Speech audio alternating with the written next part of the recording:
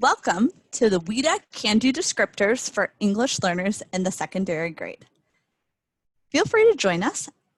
At the bottom of the first couple of slides, there is the bit.ly address that you can join us so you can have access to this slide deck.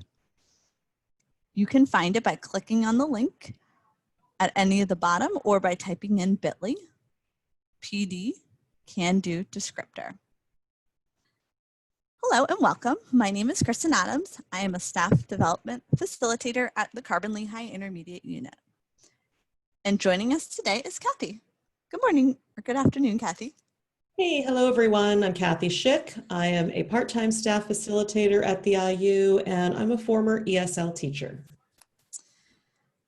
So today our session objective is to develop or deepen the awareness of English learner identification process and the regulations surrounding their education.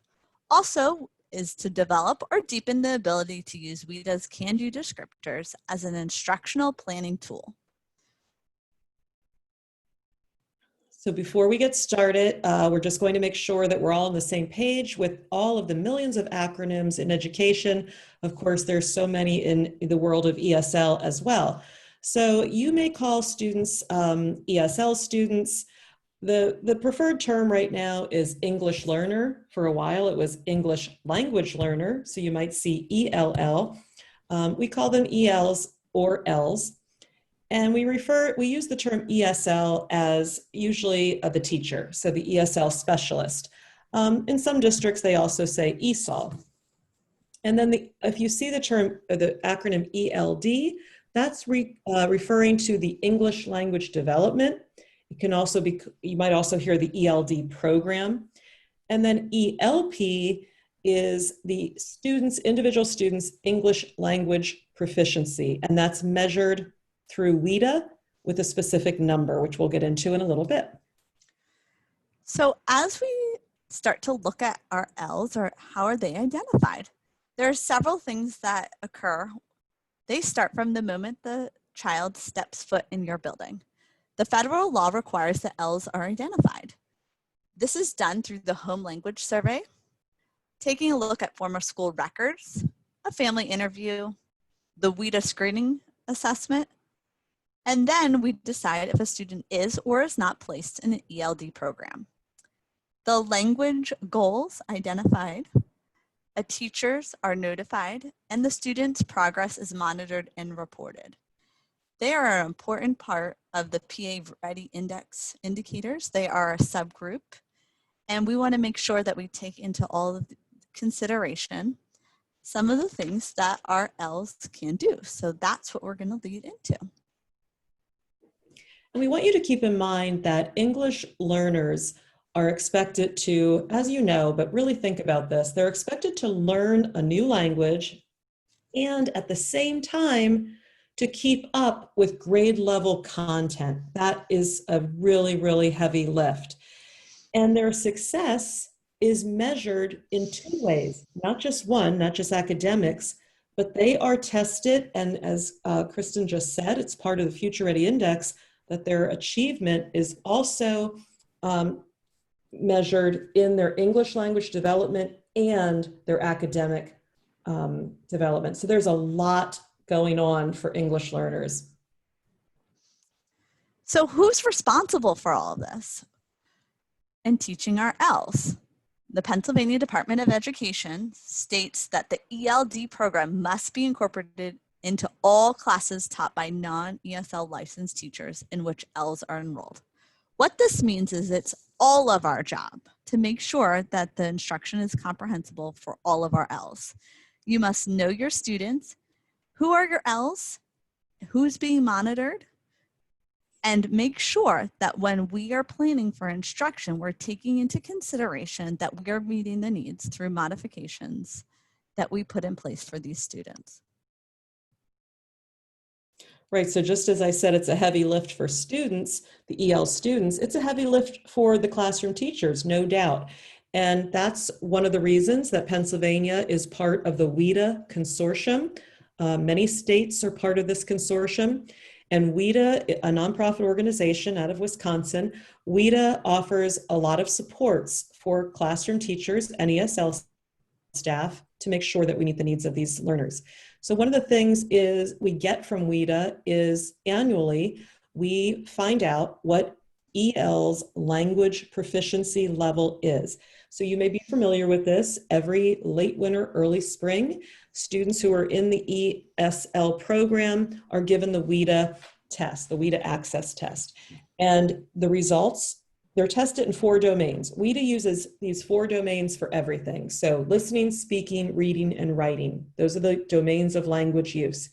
And WIDA tests students in all 4 domains every year and assigns a score, which is what we call their level. And you can see on the right side of this slide, the levels begin with 1 and reach up through basically proficiency, which is 6. And it's really important that as a classroom teacher, you know your student, if you have an EL in your classroom, you want to find out what their proficiency level is in each of the 4 domains. There's also a composite score, but that doesn't really give us enough information. So we'll find out the individual domain scores. And we're going to take a look at Ricky. Ricky is in 8th grade. And as you can see, we don't have the composite score listed here because it's really critical that we look at each of the 4 domains. So these are the access results for Ricky. He's a 2.1 in listening, a 3.6 in speaking, a 3.0 in reading, and a 1.8 in writing. So let's take a closer look at what these scores mean. And I should have mentioned that WIDA, as you know, today's session is about the CanDo descriptors. And that's one of the big supports that WIDA provides for classroom teachers. And that CanDo is their philosophy. They believe that we should be looking at what students can do, not what they cannot do. So these are, you're looking at some CanDo descriptors. Across the top, the first row is listening. You'll see listening at the far left-hand side, and the next one is speaking. Reading and writing are on another page. So what I would do as a classroom teacher is I would get these results, and I would take the CanDo descriptors, and I would plot out where my students are. So the star that's on level 2 indicates that, you know, this is where Ricky is in listening. And I put that star further to the left side of the level 2 block because he's only 2.1. That reminds me he's at the beginning of this level called beginning. So I might also want to look at the entering CanDo descriptors for Ricky in listening, but I'm always trying to nudge him further along. So I really want him to be moving toward developing in his listening skills. So I'm not sure you can see this from where you're sitting. We'll give you an opportunity to look at these on your own. But for example, one of the CanDo descriptors for listening at this level is Ricky should be able to match oral reading of stories to illustration. So he's listening to a story orally and matching that to some illustrations. That's very different than having him just read what he can or trying to have him do what the other kids might be doing. And these descriptors, by the way, are in, they provide these at different grade levels. So I'd like you, when you have a chance to really look at some of these and think about what assignments am I giving to the whole class? And then how can I use some of these CanDo descriptors to modify what I would do for my ESL student? In speaking, Ricky is 3.6. That's not unusual to have speaking develop much more quickly. So with that star, or with that, you can see where I place that star further to the right of that box because he's moving closer to level 4. And I see here that WIDA says that Ricky can, in speaking, he should be able to ask questions more of a social nature, maybe not with perfect grammar, maybe not with a lot of academic language. He should be able to retell simple stories from picture cues. So I show him a picture, or for a higher grade, this might be I show him an illustration. I show him an image of some equipment in the science classroom, for example, and he should be able to retell something about that he's learned. You'll see in speaking, it says he should be able to make predictions or hypotheses speaking, not writing, but speaking. So these are great cues for you to look at to guide as you start making modifications. It's now at a specific level for a specific student. And as we continue on to the next two domains, we have reading. And as you can see, Ricky was a 3.0 for reading, so it's right at that beginning of the developing level. So maybe as a modification, you could use some of the things listed in the beginning, so sorting words into word families, as a warm-up to get him more comfortable in the curriculum that you're using, and then start to get him to dive deeper into some of the developing concepts, which the first one is make text to self connections with prompting. So what we really want to do is scaffold it for them and make them feel confident in the things that they can do. In terms of writing, and writing is often one of the last skills to develop for a student, you can see he was a 1.8, so it's right really close to that next level. So what do we want to do? We want to provide supports for Ricky, and some of the things that help in this level is copying written language, or communicating through drawings and labeling familiar objects or pictures. So some of those things we want to make sure they are available for Ricky so we can support his writing, because our ultimate goal is really to promote the WIDA model, which is that can-do philosophy. What are we doing to support what students can do? And Kristen, I'm going to jump in here. Can you just back Yes, that sure, up? go ahead. It just jumps out at me that in the entering level of writing, the first bullet says that Ricky can copy written language.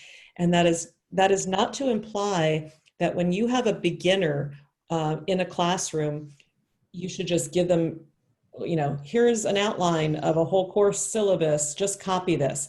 That's not what that's implying. It just means that if you're putting notes on the board, that student may be able to copy a few keywords. Maybe you're writing something on the board that's important and you underline a few very key words and your EL knows I just have to copy those words. So again, we want to make sure that the students are engaged in as much as possible what the other kids are engaged in. We want to keep as many similarities as we can. Yeah, thank you for clarifying, Kathy.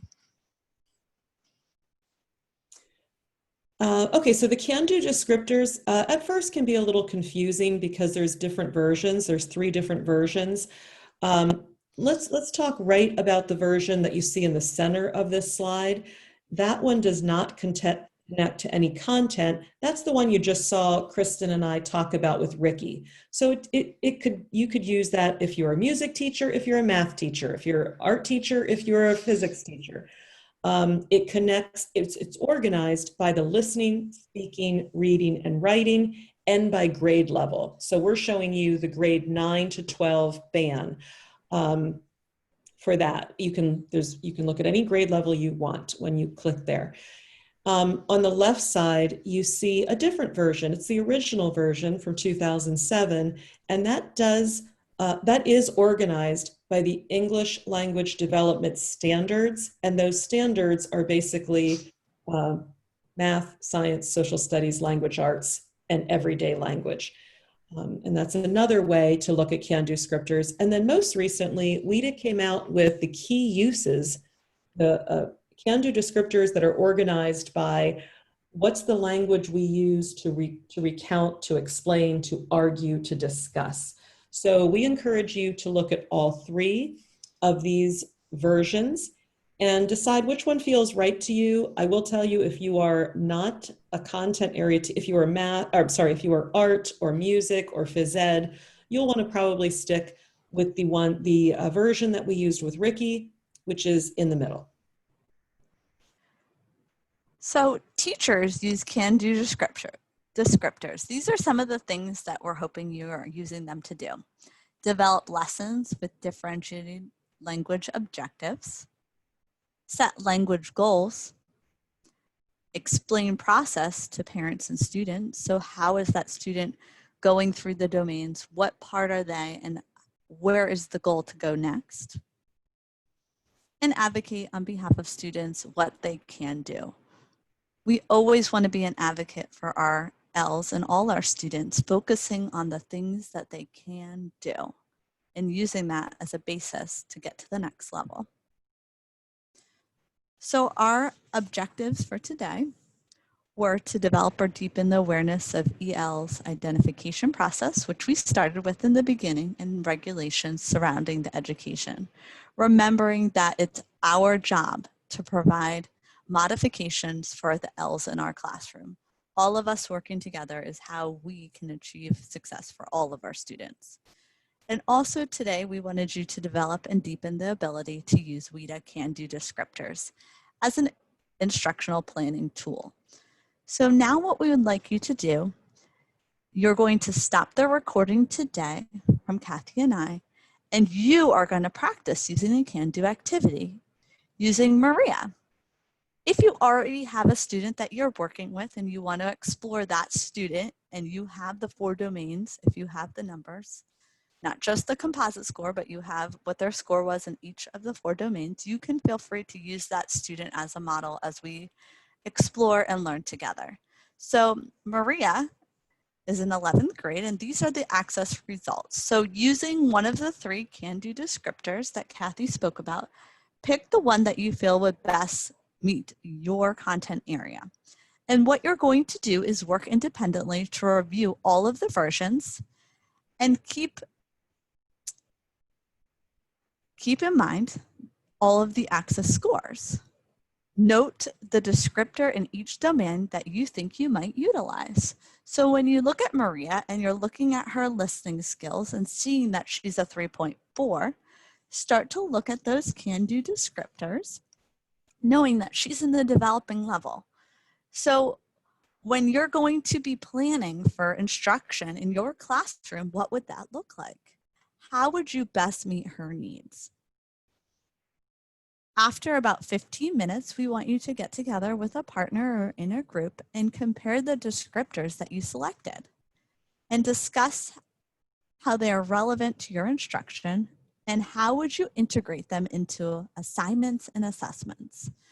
That collaborative piece is a huge part to our L's success, working together and figuring out how you can make an experience for our L's that is not only positive, but bridging the gap between the different levels that they're in. And if there's time left at the end, we would like each table to share. Our job really as educators is to provide top-notch education for our students. And one of the ways that we can do this is by recognizing the things that students can do and supporting them to get to that next level. Thank you for all the hard work that you're doing with our students. And thank you for keeping in mind all of the CanDo descriptors as you work to really take our L's to their next level. Together, we are going to do this. So thank you so much for spending time working independently, for working with your partners and really creating a culture of collaboration within your school. Kathy, thank you for your time today with us and bringing an ESOL teacher's perspective to the table. We appreciate your time, and if you would stop the recording and spend the next 15 minutes working independently, the next 15 minutes with a partner, and then sharing out as a group. Thank you for having us today. And if there's anything you ever need, feel free to reach out to me at the Carbon Lehigh Intermediate Unit. My email address is in the beginning of the slides, and we're here as a resource and here to support you. Thank you.